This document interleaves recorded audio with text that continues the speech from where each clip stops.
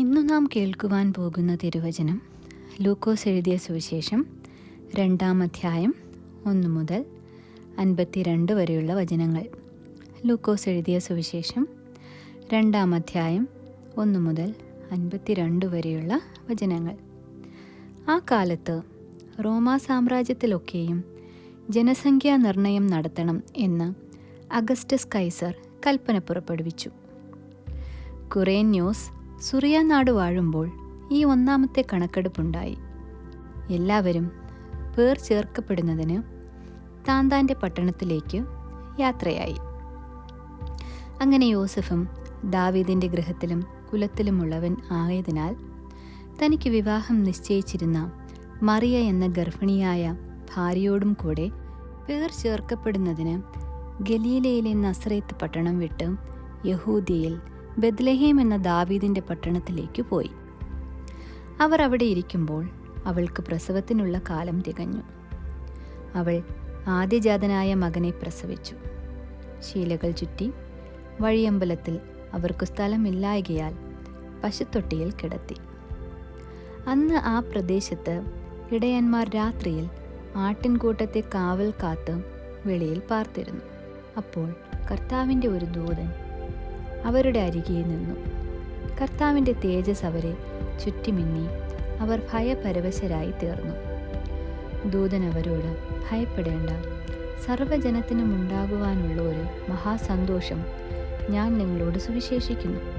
കർത്താവായ ക്രിസ്തു എന്ന രക്ഷിതാവ് ഇന്ന് ദാവീദിൻ്റെ പട്ടണത്തിൽ നിങ്ങൾക്കായി ജനിച്ചിരിക്കുന്നു. നിങ്ങൾക്ക് അടയാളമോ, ശീലകൾ ചുറ്റി പശുത്തൊട്ടിയിൽ കിടക്കുന്ന ഒരു ശിശുവിനെ നിങ്ങൾ കാണും എന്ന് പറഞ്ഞു. പെട്ടെന്ന് സ്വർഗീയ സൈന്യത്തിൻ്റെ ഒരു സംഘം ദൂതനോട് ചേർന്നു ദൈവത്തെ പുകഴ്ത്തി.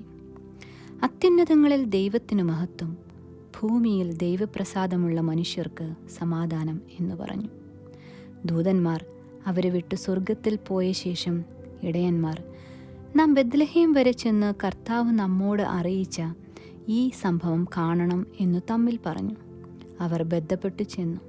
മറിയയെയും യോസഫിനെയും പശുത്തൊട്ടിയിൽ കിടക്കുന്ന ശിശുവിനെയും കണ്ട ശേഷം ഈ പൈതലിനെക്കുറിച്ച് തങ്ങളോട് പറഞ്ഞ വാക്കറിയിച്ചു. കേട്ടവർ എല്ലാവരും ഇടയന്മാർ പറഞ്ഞതിനെക്കുറിച്ച് ആശ്ചര്യപ്പെട്ടു. മറിയ ഈ വാർത്ത ഒക്കെയും ഹൃദയത്തിൽ സംഗ്രഹിച്ചു ധ്യാനിച്ചുകൊണ്ടിരുന്നു. തങ്ങളോട് അറിയിച്ചതുപോലെ ഇടയന്മാർ കേട്ടതും കണ്ടതുമായ എല്ലാറ്റിനെയും കുറിച്ച് ദൈവത്തെ മഹത്വപ്പെടുത്തിയും പുകഴ്ത്തിയും കൊണ്ട് മടങ്ങിപ്പോയി. പരിച്ഛേദന കഴിപ്പാനുള്ള 8 ദിവസം തികഞ്ഞപ്പോൾ അവൻ ഗർഭത്തിൽ ഉൽപ്പാദിക്കും മുൻപേ ദൂതൻ പറഞ്ഞതുപോലെ അവന് യേശു എന്നു പേർ വിളിച്ചു. മോശയുടെ ന്യായപ്രമാണ പ്രകാരം അവളുടെ ശുദ്ധീകരണ കാലം തികഞ്ഞപ്പോൾ കടിഞ്ഞൂലായ ആണൊക്കെയും കർത്താവിന് വിശുദ്ധമായിരിക്കണം എന്ന് കർത്താവിൻ്റെ ന്യായപ്രമാണത്തിൽ എഴുതിയിരിക്കുന്നത് പോലെ അവനെ കർത്താവിന് അർപ്പിക്കുവാനും ഒരു ഇണക്കുറുപ്രാവിനെയോ 2 പ്രാവിൻ കുഞ്ഞിനെയോ കർത്താവിൻ്റെ ന്യായപ്രമാണത്തിൽ കൽപ്പിച്ചതുപോലെ യാഗം കഴിപ്പാനും അവർ അവനെ യെരുശലേമിലേക്ക് കൊണ്ടുപോയി. യെരുശലേമിൽ ശിമ്യോൻ എന്നു പേരുള്ള ഒരു മനുഷ്യൻ ഉണ്ടായിരുന്നു. ഈ മനുഷ്യൻ നീതിമാനും ഇസ്രായേലിൻ്റെ ആശ്വാസത്തിനായി കാത്തിരിക്കുന്നവനും ആയിരുന്നു. പരിശുദ്ധാത്മാവും അവൻ്റെ മേലുണ്ടായിരുന്നു. കർത്താവിൻ്റെ ക്രിസ്തുവിനെ കാണും മുൻപേ മരണം കാണുകയില്ല എന്ന് പരിശുദ്ധാത്മാവിനാൽ അവന് അരുളപ്പാടുണ്ടായിരുന്നു. അവൻ ആത്മനിയോഗത്താൽ ദേവാലയത്തിൽ ചെന്നു. യേശു എന്ന പൈതലിനു വേണ്ടി ന്യായപ്രമാണത്തിൻ്റെ ചട്ടപ്രകാരം ചെയ്യുവാൻ അമ്മയപ്പന്മാർ അവനെ അകത്തു കൊണ്ടു ചെന്നപ്പോൾ അവൻ അവനെ കയ്യിൽ ഏന്തി ദൈവത്തെ പുകഴ്ത്തി. ഇപ്പോൾ നാഥ, തിരുവചനം പോലെ നീ അടിയനെ സമാധാനത്തോടെ വിട്ടയക്കുന്നു. ജാതികൾക്ക് വെളിപ്പെടുവാനുള്ള പ്രകാശവും നിന്റെ ജനമായ ഇസ്രായേലിൻ്റെ മഹത്വവുമായി നീ സകല ജാതികളുടെയും മുൻപിൽ ഒരുക്കിയിരിക്കുന്ന നിന്റെ രക്ഷയെ എൻ്റെ കണ്ണു കണ്ടുവല്ലോ എന്ന് പറഞ്ഞു. ഇങ്ങനെ അവനെക്കുറിച്ച് പറഞ്ഞതിൽ അവൻ്റെ അപ്പനും അമ്മയും ആശ്ചര്യപ്പെട്ടു.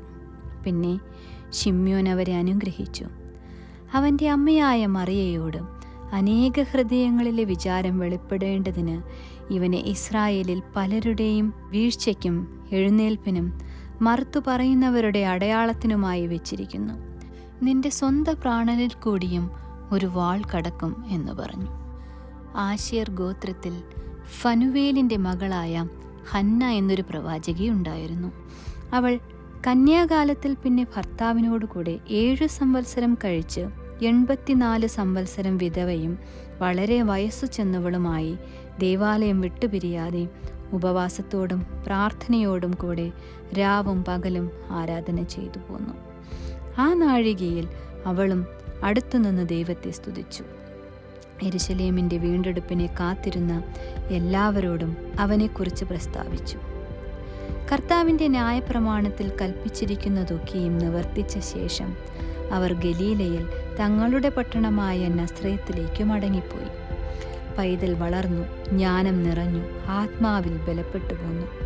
ദൈവകൃപയും അവൻ്റെ മേലുണ്ടായിരുന്നു. അവൻ്റെ അമ്മയപ്പന്മാർ ആണ്ടുതോറും പെസഹ പെരുന്നാളിന് യെരുശലേമിലേക്ക് പോകും. അവന് 12 വയസ്സായപ്പോൾ അവർ പതിവ് പോലെ പെരുന്നാളിന് പോയി. പെരുന്നാൾ കഴിഞ്ഞു മടങ്ങിപ്പോരുമ്പോൾ ബാലനായ യേശു യെരുശലേമിൽ തങ്ങി. അമ്മയപ്പന്മാരോ അറിഞ്ഞില്ല.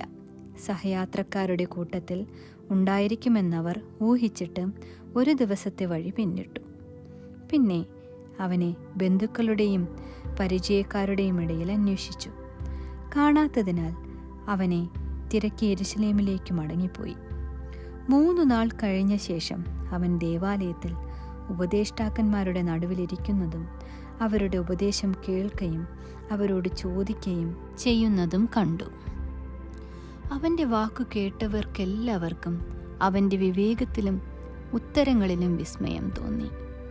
അവനെ കണ്ടിട്ട് അവർ അതിശയിച്ചു. അമ്മ അവനോട്, മകനെ, ഞങ്ങളോടിങ്ങനെ ചെയ്തതെന്ത്? നിന്റെ അപ്പനും ഞാനും വ്യസനിച്ചുകൊണ്ട് നിന്നെ അന്വേഷിച്ചു എന്ന് പറഞ്ഞു. അവൻ അവരോട്, എന്നെ അന്വേഷിച്ചതെന്തിന്? എൻ്റെ പിതാവിനുള്ളതിൽ ഞാൻ ഇരിക്കേണ്ടതാകുന്നു എന്ന് നിങ്ങൾ അറിയുന്നില്ലയോ എന്ന് പറഞ്ഞു.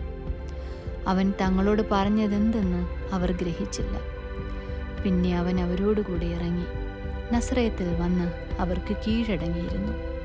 ഈ കാര്യങ്ങളെല്ലാം അവൻ്റെ അമ്മ ഹൃദയത്തിൽ സംഗ്രഹിച്ചു.